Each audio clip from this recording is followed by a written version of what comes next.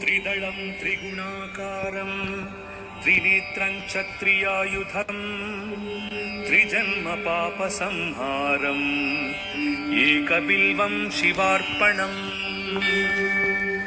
त्रिशाखैः बिल्वपत्रैश्च अच्छिद्रैः कोमलैः शुभैः तव पूजां करिष्यामि एकबिल्वं शिवार्पणम् कोटिकन्या महादानं तिलपर्वतकूटयः काञ्चनं शीलदानेन एकबिल्वं शिवार्पणम् काशीक्षेत्रनिवासं च कालभैरवदर्शनं प्रयागे माधवं दृष्ट्वा एकबिल्वं शिवार्पणम् इन्दुवारे व्रतं स्थित्वा निराहारो महेश्वराः नक्तं हौष्यामि देवेश एकबिल्वं शिवार्पणम् रामलिङ्गप्रतिष्ठा च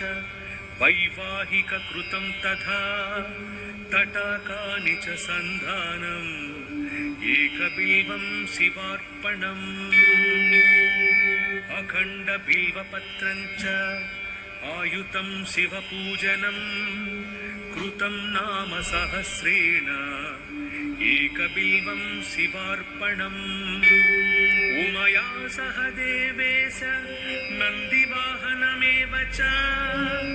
भस्मलेपन सर्वाङ्गम् एकबिल्वं शिवार्पणम्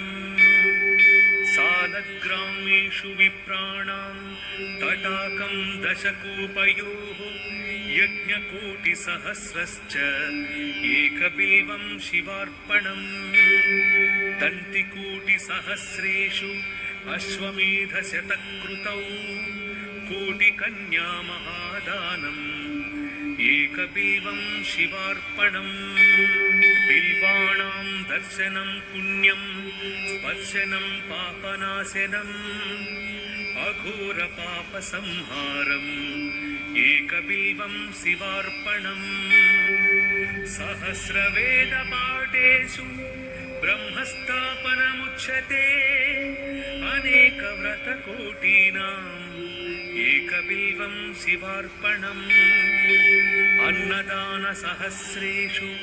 सहस्रोपनयनं तथा अनेकजन्मपापानि एकबिल्वं शिवार्पणम् बिल्वस्तोत्रमिदं पुण्यं यः पठेत् शिवसन्निधौ शिवलोकमवाप्नोति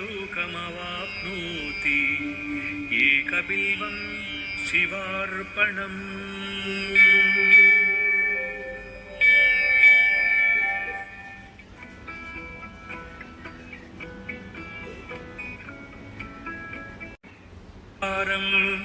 त्रिनेत्रं च त्रियायुधं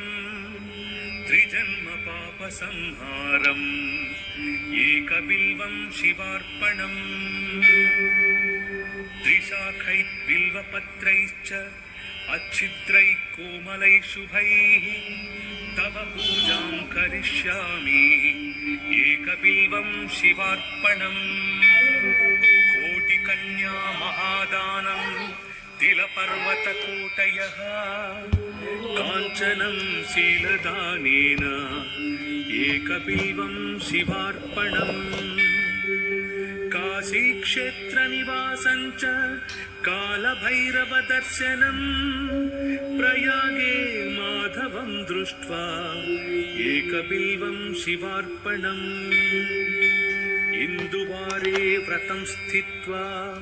निराहारो महेश्वराः नक्तं हौष्यामि देवेश एकबिल्वं शिवार्पणम् रामलिङ्गप्रतिष्ठा च वैवाहिककृतं तथा तटाकानि च सन्धानम्